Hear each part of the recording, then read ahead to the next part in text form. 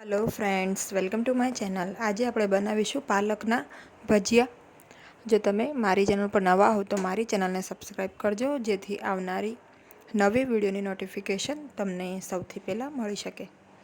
તો ચાલો આપણે રેસીપી સ્ટાર્ટ કરીએ।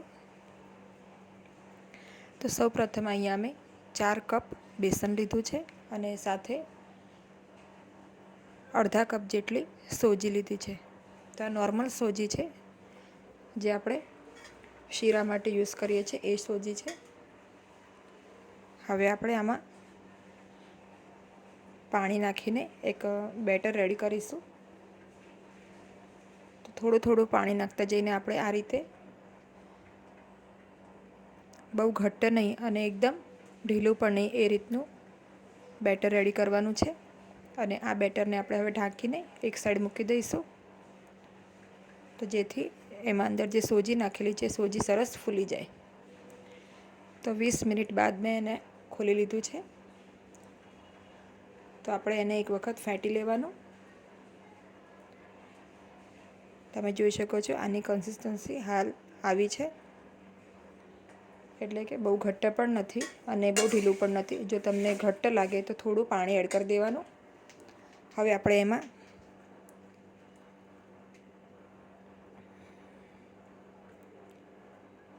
એમાં અજમો નાખીશું। તો અહીંયા 2 થી 3 ચમચી જેટલો અજમો લીધો છે। સાથે સફેદ તલ નાખીશું, સ્વાદ પ્રમાણે મીઠું નાખીશું અને એક વખત આને મિક્સ કરી લઈશું। તો આજે અહીંયા મેં વધારે ક્વોન્ટિટીમાં ભજીયા બનાવવાના છે, એટલે વધારે બેસન લીધું છે, પણ તમે આની હાફ ક્વોન્ટિટી લઈને પણ ભજીયા બનાવી શકો છો। તો તમારે બધી વસ્તુઓ અહીંયા હાફ કરી દેવાની। હવે અહીંયા મેં 10 થી 12 લીલા મરચાં અને 3 નંગ ડુંગળી લીધી છે। તો ડુંગળીને આ રીતે ઝીણી સમારીને લીધી છે, તમે ઈચ્છો તેને લાંબી પણ સમારી શકો છો। સાથે 3 કપ જેટલા પાલક લીધા છે, એટલે પાલકના પાનને સાફ કરીને ધોઈને પછી એને એકદમ ઝીણી સમારી લીધું છે, એ પાલક નાખી છે। તો હવે આપણે પાલકને પણ બેસનમાં મિક્સ કરી લઈએ।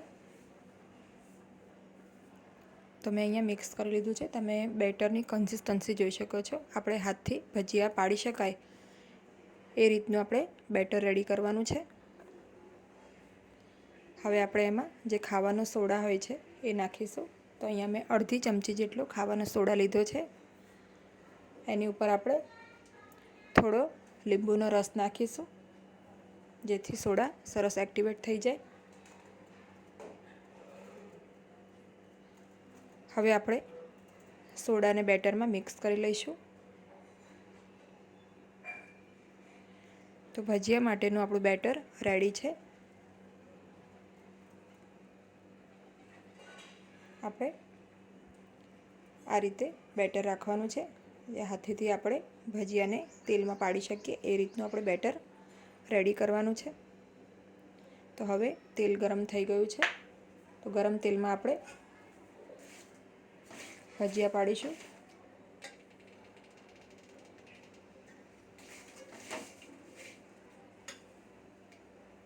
તો આ રીતે કઢાઈમાં જેટલા માય એટલે આપણે ભજીયા નાખવાના।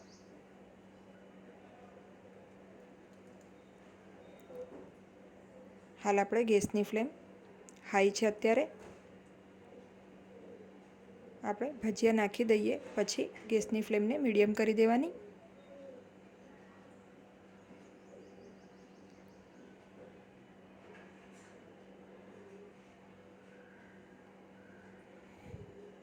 હવે એકાદ મિનિટ પછી આપણે આ રીતે કોઈપણ ચમચીની મદદથી ભજીયાને ઉલટાવી દેવાના, જેથી બંને સાઈડથી ભજીયા સરસ રીતે તળાય।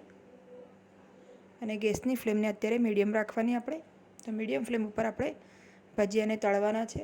જો તમે હાઈ ફ્લેમ કરશો તો આપણા ભજીયાનો ઉપરનો કલર તો એકદમ સરસ આવી જશે, પણ અંદરથી ભજીયા જે છે એ કાચા રહી જશે, એટલે આપણે મીડિયમ ફ્લેમ ઉપર તળવાના। એકદમ લો ફ્લેમ ઉપર આપણે તળીશું તો ભજીયા તેલ વધારે પી જશે અને બિલકુલ સારા નહીં લાગે। એટલે આપણે એ વાતનું ધ્યાન રાખવાનું કે મીડિયમ ફ્લેમ ઉપર જ આપણે ભજીયાને તળવાના છે। હવે ભજીયાનો રંગ સરસ ગોલ્ડન જેવો થઈ ગયો છે. તો હવે આપણે આને તેલમાંથી નિતારીને કાઢી લઈશું.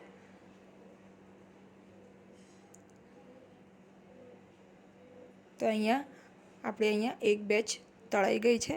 તો આ રીતે મેં બીજી બેચ પણ તળી લીધી છે. તો હવે આપણે એને સર્વ કરી લઈશું.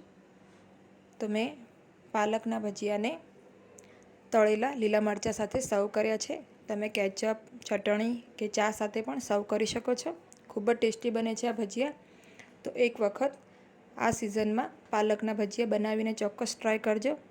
અને જો તમને વિડીયો ગમ્યો હોય તો એને લાઈક અને શેર કરજો અને મારી ચેનલને સબસ્ક્રાઈબ કરજો. Thanks for watching.